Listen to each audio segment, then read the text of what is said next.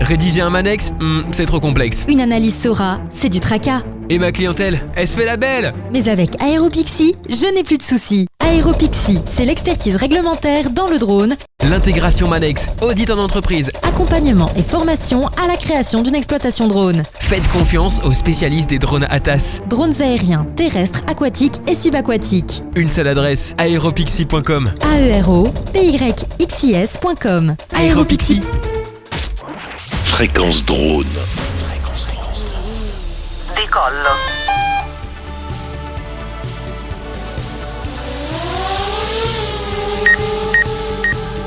Fréquence Drone, la première web radio francophone dédiée aux télépilotes et acteurs des filières drones aériens, terrestres, aquatiques et subaquatiques. Fréquence Drone. Interview. Bonjour à toutes et bonjour à tous. Aujourd'hui, nous allons aborder un sujet qui fait souvent débat et quelquefois polémique chez les exploitants drones. Je veux parler de l'assurance, bien sûr. Lequel d'entre nous n'a pas cherché un contrat d'assurance en le sélectionnant uniquement par son tarif ? Qui n'a pas essayé de le comparer avec d'autres exploitants en termes de prix ? Et combien de fois j'ai entendu, moi, chez machin, je suis assuré pour X euros pour un drone ? Ou encore, viens chez Assure Machin, ils sont vraiment les moins chers du marché. Mais que connaissons-nous des contrats d'assurance ? Que connaissons-nous de nos besoins réels en la matière ? Quels sont les différents contrats d'assurance à notre disposition ? Que couvrent-ils ? Que dit la réglementation en matière de drone ? Enfin, quel type d'assurance pour quels usages ? Le loisir ? Le professionnel ? Les deux ? Autant de questions restées souvent sans réelle réponse. Aussi, aujourd'hui, Fréquence Drone ouvre l'épi de dossier des assurances des drones en invitant pour commencer un agent d'une des plus grandes compagnies. D'autres émissions seront consacrées, dans le futur, aux courtiers en assurance afin d'être le plus complet possible sur le sujet. Accueillons tout de suite Monsieur Damien Catala, agent AXA sur la région toulousaine. Bonjour Damien. Bonjour Thierry. Tu peux peut-être te présenter ? Ouais, bien sûr, avec plaisir. Du coup, Damien Catala, moi je suis agent général à AXA sur la région toulousaine, à Colomiers exactement. Donc je suis dans l'assurance depuis 2006, puisque j'ai commencé par un BTS. Et du coup, aujourd'hui, j'ai une agence d'une trentaine de collaborateurs sur tous les segments d'activité et avec une spécialité parce que à Toulouse on a un tout petit peu d'aéronautique. Et léger. Léger. Donc du coup on s'est spécialisé alors dans un premier temps sur les sous-traitants aéronautiques et du coup beaucoup de sous-traitants aéronautiques pour commencer. Puis il y a quelques années, je me suis intéressé aux drones. Je me suis acheté mon premier drone en titre perso et du coup à ce moment-là je me suis dit on va se rapprocher un peu de cet écosystème pour voir de quelle manière on peut accompagner la filière en plein développement. Et donc voilà, aujourd'hui j'ai pas mal de références clients, on va dire, sur le portefeuille et je me suis spécialisé un petit peu sur ce domaine. Alors du coup c'est moi qui gère. Voilà, effectivement, donc tu es spécialisé dans l'assurance et plus particulièrement dans tout ce qui est aéronautique et tu as une carte drone, hein. Tu as été aussi un professionnel dans le sport. Ouais, tout à fait. J'ai été du coup semi-pro puisque je faisais mes études en même temps à l'époque à Colomiers Rugby, où j'ai passé j'ai joué 22 ans à Colomiers et j'ai passé une dizaine d'années, un peu moins d'une dizaine d'années sous contrat. Et puis après j'ai arrêté parce que du coup il y avait l'envie de bosser aussi différemment. Et le sport, c'est pas forcément aussi tranquille, faut pas croire. Donc voilà, donc oui, effectivement, j'ai joué pendant quelques années. Alors, et dis-moi juste, parce que là, ça me taraude, moi, qu'est-ce que tu penses du dernier tournoi destination, là ? Je pense qu'on prépare bien la Coupe du Monde. Ouais, c'est bien. On prépare très très bien la Coupe du Monde. Du coup, on a quand même une équipe qui est assez incroyable. Oui. Tant individuellement que collectivement, donc je pense que ça c'est très bien qu'on se soit fait bousculer par les Irlandais en Irlande parce qu'on serait arrivé trop gonflé je pense pour la Coupe du Monde. Donc là il y a quand même un petit peu il y a eu et puis après derrière on a eu des super matchs parce qu'ils ont relevé la tête et non franchement super, donc allez les Bleus donc allez les Bleus, grave. Allez, c'est bon, on va démarrer maintenant, on va revenir sur le sujet des drones qui intéresse nos auditeurs. L'assurance, il y a deux types de personnes que l'on contacte lorsque on veut s'assurer. D'un côté, ce sont les agents, de l'autre côté, ce sont les courtiers. Est-ce que tu peux peut-être nous briefer, puisque a priori, toi, tu fais les deux? Ouais, tout à fait. Alors en fait, ce qu'il faut savoir, c'est que le monde de l'assurance aéronautique, en fait, c'est un monde un peu compliqué, on va dire, parce que effectivement, d'un point de vue distribution d'assurance, il y a les agents et il y a les courtiers. Donc c'est les deux réseaux de distribution, dont les agents généraux sont dédiés à commercialiser les produits de leur compagnie. Et les courtiers, en fait, travaillent justement avec plusieurs compagnies d'assurance et pour commercialiser différents produits et trouver des solutions. La spécificité sur l'aéronautique, c'est pour ça que je suis agent général AXA, mais je suis aussi courtier, c'est que le marché de l'aéronautique est un tout petit marché en termes de nombre d'assureurs. Ce qu'il faut savoir en France, c'est qu'il y a à peu près 800 compagnies d'assurance, tout marché confondu, toute typologie confondue, et on va retrouver sur l'aéronautique à peu près 9, moins de 10 compagnies, dont 3 qui sont des compagnies étrangères. Et dans ces 9 compagnies-là, on va aussi avoir des compagnies qui n'assurent pas du tout le drone, qui ne souhaitent pas assurer en fait le risque drone. Donc du coup, ça réduit encore le panel. Donc là, c'est la spécificité en fait de ce marché. Et l'autre spécificité qui est sur laquelle on se bat nous au quotidien pour essayer de faire évoluer et pour aider la filière, c'est que en fait la gestion des assurances des drones aujourd'hui est gérée par des équipes qui géraient avant l'expansion massive des dronistes, qui géraient en fait tout simplement le volet aéronautique, donc des ULM, des avions. Et du coup, en fait, on n'est pas sur leur vision, c'est pas qu'on est sur un risque de sinistre très important, puisque c'est pas vraiment le cas en termes de capitaux, honnêtement. Par contre, on est sur un risque de gestion pour eux. Ils sont pas habitués à gérer des petites primes en volume. Ils sont habitués en fait et organisés avec des collaborateurs pour gérer des grosses primes, mais peu. Voilà. Donc c'est ce marché-là qui est aujourd'hui un peu ça tendu. explique peut-être aussi la difficulté pour les exploitants de drones de trouver un assureur avec quelque chose peut-être de cohérent, parce que si le marché est petit, si le monde si les propositions en termes de compagnie d'assurance est aussi restreint, effectivement, ça peut poser quand même quelques soucis de choix, non? Oui, alors ça pose clairement des soucis de choix, parce que des fois on n'a pas trop le choix malheureusement de la compagnie, parce qu'il n'y en a qu'une qui se positionne, et du coup forcément lorsqu'il n'y a pas grand monde sur le marché, les compagnies font un peu plus ce qu'elles veulent, on va dire. Après il y a différentes problématiques, elles sont selon l'activité en fait du droniste. Alors il y a les exploitants de drones effectivement, mais il y a aussi tout ce qui est fabricant de drones, hein, et puis toute la filière autour. Et on rencontre effectivement des problématiques dans certaines branches. Le télépilote exploitant qui cherche une assurance aujourd'hui, il va chercher, il va voir son collègue, il va lui dire voilà, t'as payé combien de ton assurance, c'est chez qui? C'est pas une façon de faire à mon sens, parce que l'assurance c'est quelque chose de très important. Il faut savoir contre quoi on se protège. Tout à fait. Alors je suis d'accord avec toi sur ce sujet. Bon après c'est un peu comme tout, hein, quand on cherche du prix, on cherche pas forcément la qualité. Et le problème c'est qu'en assurance, les risques ils peuvent être de suite beaucoup plus, les risques financiers notamment, très importants. En fait, ce qu'il faut savoir c'est que ce qu'il faut comprendre, c'est le mécanisme de l'assurance. Déjà, il y a peu on va dire, d'agents ou de courtiers qui sont au fait du fonctionnement du risque aéronautique et du fonctionnement de l'assurance des dronistes, donc exploitants comme tu le dis. Donc la structure en fait des contrats, la mise en place des contrats, elle doit être faite, enfin en tout cas elle doit être bien regardée, parce que ce qu'il faut se dire, c'est qu'aujourd'hui pour les dronistes, dans la plupart des cas, il n'y a pas d'obligation d'assurance de responsabilité civile pour l'activité en elle-même qu'ils font. La prise de photo, par exemple, aujourd'hui, le photographe n'a pas d'obligation d'assurance. Par contre, il y a une obligation d'assurance sur le drone qui vole ou qui est au sol, en fait, puisque les dommages causés par un drone, en fait, ne sont pas couverts de base. C'est la RC, en fait, par rapport à la RC d'exploitation des drones, c'est là que porte l'obligation d'assurance aujourd'hui pour les dronistes. Oui, la RC aéronautique, celle qu'on appelle la RC aéronautique. Exactement. Et qu'il ne faut pas confondre avec la RC professionnelle. En fait, tout l'enjeu est là, et en plus, ce qui facilite pas la lecture pour les dronistes, c'est que on va dire que les assureurs ne donnent pas toujours les mêmes noms. C'est-à-dire qu'il y a la RC Pro, la RC Entreprise, la RC Professionnelle, la RC Aéronautique, la RC Exploitation de drones. Et en fait, dans cet environnement de différents termes, s'il n'y a pas une bonne maîtrise des sujets, des contrats, clairement, il peut y avoir des trous dans la raquette. Et on voit même chez de très grosses boîtes des trous dans la raquette, parce qu'en fait, l'accompagnement qu'ils ont n'est pas adapté. En fait, ce qu'il faut se dire, c'est que aujourd'hui, le drone, dans des activités professionnelles, ça n'est qu'un moyen. C'est pas l'activité en elle-même. C'est ça. C'est-à-dire que je fais de la captation vidéo, je fais de la captation photo, Mon métier, c'est photographe ou vidéaste. Ça n'est pas pilote de drone, télépilote de drone. Donc, en fait, cette activité de photographe, alors effectivement, c'est pas l'activité la plus exposée.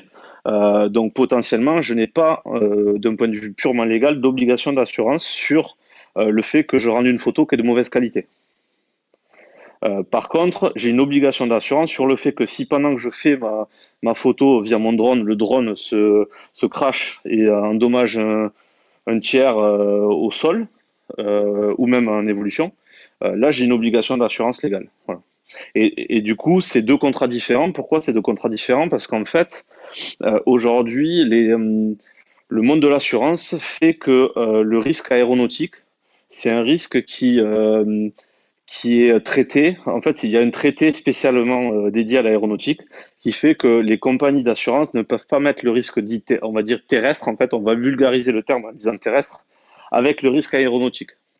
Voilà. Donc il y a toujours des trous dans la raquette s'il n'y a pas de contrat. Alors effectivement, on a des trous dans la raquette, tu l'as rappelé tout à l'heure, il y a des photographes qui ont la compétence de télépilote de drone pour faire des photos, mais il y a aussi d'autres domaines d'activité dont certaines peuvent être réglementées. Pour expliquer, alors moi j'aime bien utiliser des schémas parce que c'est pas simple, c'est loin d'être si simple que ça. À la radio, ça va être difficile à comprendre. Non, mais ouais, il y a pas de sujet.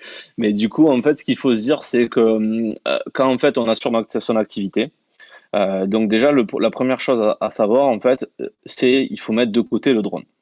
On ne parle pas du drone. C'est-à-dire que dans un premier temps, c'est de se dire qu'est-ce que je fais comme activité et comment je m'assure si je cause un dommage dans le cadre de mon activité professionnelle. Pas dans le cadre des moyens que j'utilise pour la réaliser, qui sont les drones, mais vraiment dans le cadre de mon activité. Par exemple, je vais te prendre l'exemple c'est un contrat qu'on a construit avec AXA. Du coup, sur le risque de l'activité vraiment professionnelle, du métier, hein, du télépilote, c'est pour le nettoyage de toiture ou de bâtiments. Voilà. Donc ça, en fait, c'est quelque chose aujourd'hui qui est réalisé par les drones, mais qui existe depuis des années et qui est réalisé par en fait des artisans qui sont eux assurés en responsabilité civile pour faire ça. Est-ce qu'ils ont besoin de la dommage-ouvrage aussi? Alors, la dommage-ouvrage, non. Non, c'est la décennale, en fait. C'est la garantie décennale. Donc, c'est la responsabilité civile des artisans qui, oui, est obligatoire. Elle est obligatoire dans certains cas. En fait, ça va dépendre de l'épaisseur du produit qui est posé sur les toitures. Et de mémoire, en fait, en deçà de 3 mm, il n'y a pas nécessité d'avoir une garantie décennale. Et au-deçà de 3 mm, on va être sur des produits qui vont avoir une fonction d'étanchéité. Donc, à partir de ce moment-là, la garantie décennale doit être mise en place. Une fois qu'on a défini donc l'assurance du cas général liée à la profession, l'artisan, et on va s'intéresser peut-être à l'outil qui permet de le faire. Exact. Après qu'on ait bien défini l'activité et que du coup on assure l'activité, les dommages que dans le cadre de l'activité je peux causer, on va se poser sur le côté l'outil, donc le drone qui va être utilisé en fait pour réaliser la prestation. Alors ça peut être partiellement ou totalement, parce qu'en plus on peut avoir des gens qui vont avoir pour du démoussage par exemple, qui vont utiliser le drone sur une partie de la mission et qui ensuite vont le gérer sans le drone pour une autre partie, par exemple la partie façade.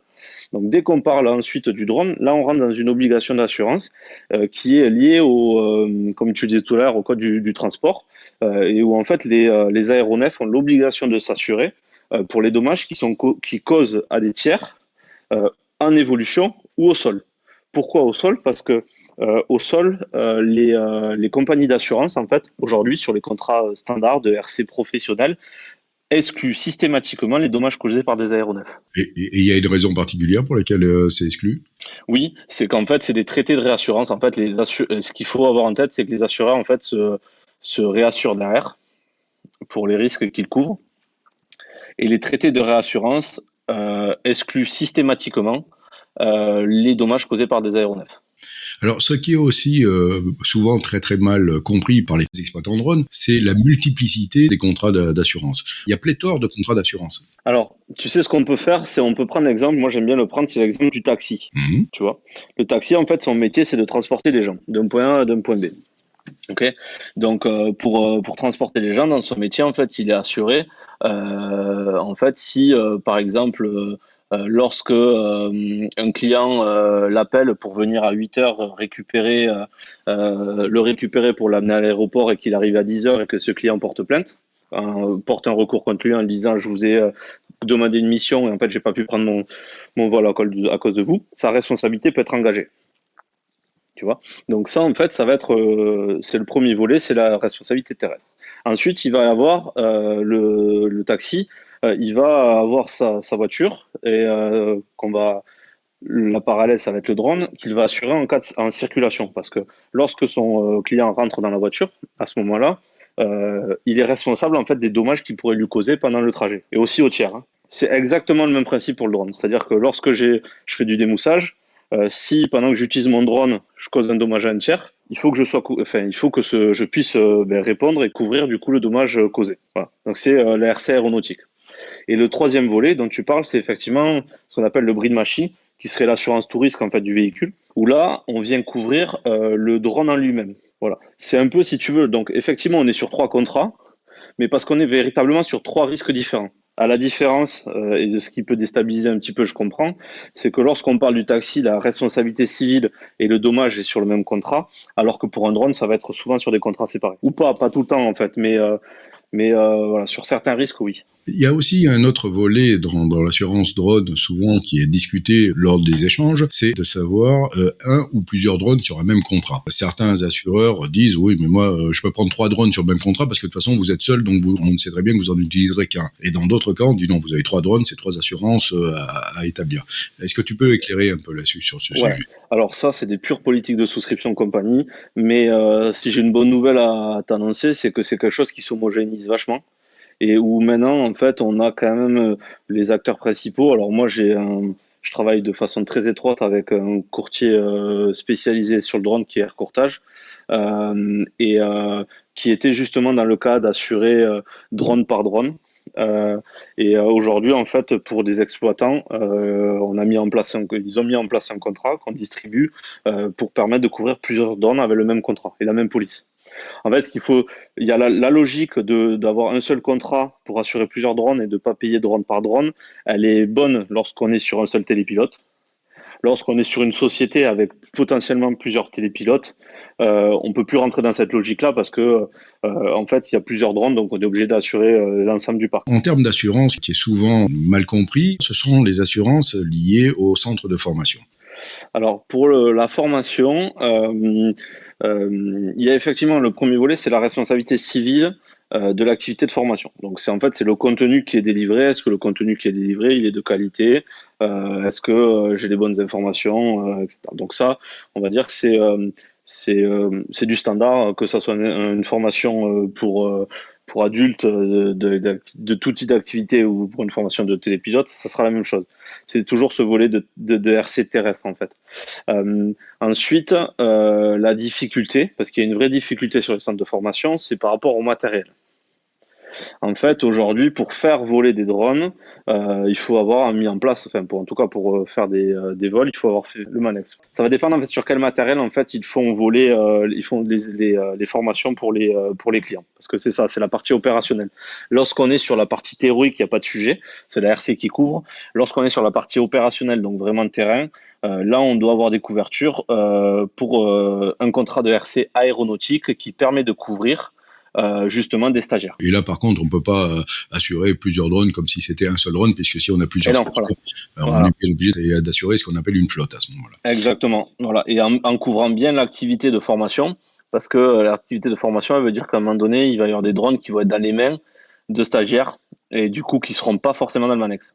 Un autre sujet aussi qui est souvent mal compris par bon nombre de télépilotes, bien souvent j'ai croisé des personnes qui avaient des contrats d'assurance loisirs rattachés à leur habitation, leur contrat habitation, alors qu'ils l'utilisaient de manière professionnelle. Est-ce que tu peux rappeler que c'est totalement différent et qu'ils ne seraient pas couverts en cas d'accident? Je confirme exactement ce que tu dis.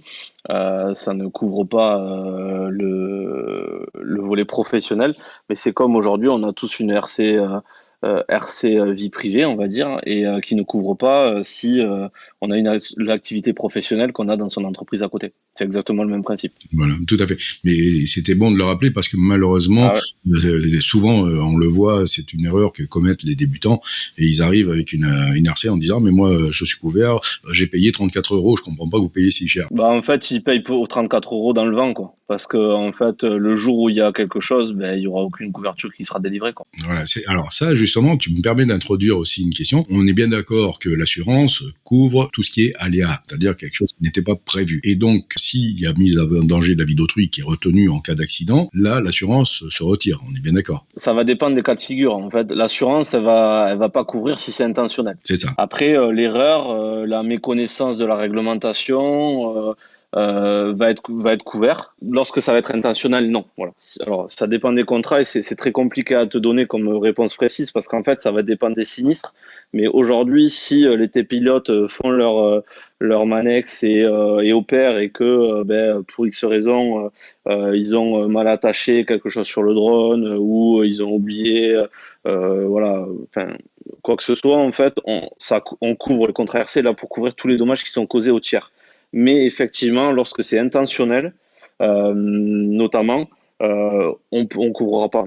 Bon, on va donner deux exemples concrets. Le gars qui intentionnellement va voler au-dessus du public alors qu'il connaît que la réglementation est interdite, mais il a un super plan à faire, il veut le faire absolument. Si jamais son drone il tombe dans le public, là forcément l'assurance peut pas fonctionner parce que il a décidé intentionnellement d'aller voler à un endroit où il savait que c'était strictement interdit de faire. À l'inverse, le gars il a mal attaché sa caméra ou peu importe quelque chose, il vole, la caméra se détache, tombe. Bon, on va considérer qu'il y a aussi mise en danger de la vie d'autrui, mais il y a pas de volonté. Donc c'est la différence entre le délit et l'infraction. Exactement. Bon, mais ça c'est déjà très bien. Donc on aborde plein de sujets qui sont fort intéressants. Je te remercie. Est-ce que tu as des éléments supplémentaires à apporter à nos auditeurs sur l'assurance? Qu'est-ce que tu pourrais leur dire? Alors moi, ce que je peux leur dire, c'est un peu le résumé de ce qu'on vient de dire là, c'est qu'il faut être très vigilant. En fait, aujourd'hui, il y a effectivement un sujet de coût. Mais il y a aussi, moi, ce que je trouve assez intéressant, c'est l'approche de l'auto-assurance. C'est-à-dire qu'on est dans un monde où, dans tous les cas, on est entouré de plus en plus de risques. Et je pense que ça ne sera pas en s'arrangeant. Notre écosystème bouge beaucoup. On a de plus en plus d'événements climatiques, par exemple. Enfin, voilà, beaucoup de risques qui arrivent, des risques juridiques, etc. Et aujourd'hui, il faut être capable d'avoir une vision un peu de gestion des risques, même pour les petits, potentiellement. Pour certains, s'auto-assurer lorsqu'on parle de tarifs. Il y a une chose qui est obligatoire et sur laquelle on ne peut pas passer à côté, c'est la RC aéronautique. Donc en fait, ça, c'est pas un sujet. Aujourd'hui, un télépilote qui veut se dire d'ailleurs télépilote professionnel a l'obligation légale de s'assurer en RC aéronautique. Donc ce n'est pas un sujet. Maintenant, quelqu'un qui veut développer une activité professionnelle avec l'usage d'un drone et qui souhaite aussi se développer et le faire en sécurité, a le grand intérêt à se couvrir en RC professionnel. Certaines activités sont réglementées et donc les assurances sont obligatoires. Par exemple, tu vois, les géomètres, experts, ce genre de choses, lorsqu'on utilise un drone, dans tous les cas, la RC professionnelle est obligatoire aussi en parallèle. Les photographes, ça ne l'est pas. Mais par contre, si dans le cadre de l'activité, il y a un dommage qui est causé dans le cadre de la prise de photos, etc., il ne faut pas espérer que la RC drone couvrira parce que ça ne sera pas le cas. C'est être bien vigilant à ça. Ouais, alors ce qui est important aussi de dire, c'est la notion, alors celle-là on la connaît en général dans le domaine aéronautique, mais peut-être moins dans le domaine du drone, c'est la différence entre l'incident et l'accident. Il faut que l'aéronef soit en évolution par ses propres moyens pour parler d'accident. Avant, c'est un incident. Tous les deux peuvent être couverts par l'assurance, mais à des degrés différents. Ouais, en fait, l'incident, donc le drone qui explose au sol, par exemple, si tu veux, ça malheureusement aujourd'hui, c'est couvert que par la RC aéronautique. Voilà. Parce que tous les traités d'assurance excluent les risques aéronautiques, les engins aéronautiques, même au sol. Effectivement, d'où l'importance d'avoir une très bonne couverture là-dessus. Alors, pour résumer un peu tout ceci, qu'est-ce qu'on appelle une très bonne assurance ou une bonne assurance? D'abord, est-ce que ça existe?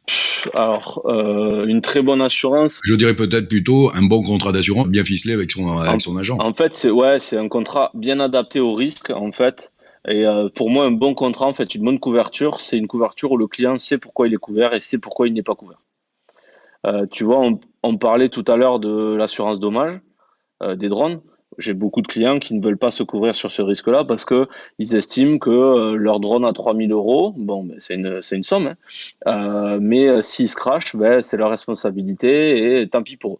ça reste 3 000 euros, tu vois, si je fais de la pure gestion des risques d'entreprise, même si on parle souvent de petites structures, 3 000 euros, c'est pas non plus des montants astronomiques.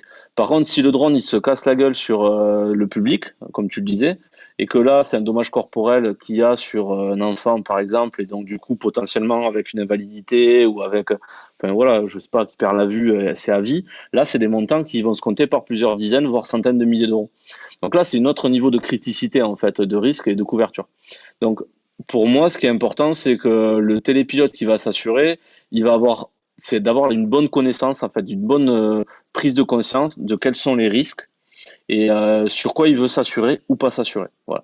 Parce que moi, si tu veux, c'est anti-commercial ce que je vais te dire, mais je suis pas un fervent défenseur de l'assurance, de la supra-couverture. Voilà. Pour plusieurs raisons. C'est que souvent, quand on est sur des trop grosses couvertures, en fait, où en fait, en gros, on va assurer tous les risques possibles et imaginables, en fait, on est moins vigilant au risque. En fait, parce que en fait, on se sent protégé du fait d'avoir ces assurances-là. Sauf que du coup, nous, on le voit un peu d'expérience. Malheureusement, en fait, ce genre de clients-là, il y a souvent plus de sinistralité. Et la problématique, c'est que quand on rentre dans cette dynamique-là, dès qu'il y a de la sinistralité, l'assureur, au bout d'un moment, il va ticker. Et donc, il va se passer quoi ? L'assureur, il va dire le risque, il va prendre plus 40% d'augmentation ou j'arrête de vous assurer. Donc, c'est assez intéressant, en fait, d'essayer déjà de se rapprocher d'un professionnel qui connaît le milieu et qui connaît bien le milieu parce qu'en fait, sinon, honnêtement, voilà, c'est galère parce que on y passe du temps, l'agent ou le courtier qui connaît pas, il va chercher, mais il n'a pas une bonne maîtrise de l'ensemble des garanties, du montage qu'on vient d'expliquer là. Et à partir du moment où on a compris ça, on met en place les garanties qu'on veut, les capitaux, les montants adaptés en fait à l'activité, qui seront pas les mêmes. Par exemple, du démoussage au photographe. Enfin, moi, je comprends que par exemple, alors peut-être je vais choquer, mais que le photographe, par exemple, n'ait pas forcément envie de se couvrir en responsabilité professionnelle parce qu'il estime que l'erreur de prise de photo par rapport à sa clientèle, j'en sais rien, c'est par exemple, tu vois, pour des photos de mariage, il est faible. Par contre, si le photographe il fait des photos en même temps de la captation vidéo avec un lidar ou quelque chose comme ça pour permettre d'avoir des vues, là c'est autre chose. Donc là, potentiellement, lui, il aura peut-être besoin de se couvrir. Voilà. On arrive malheureusement à la fin de cette émission et on pourrait certainement la faire encore pendant 2 heures.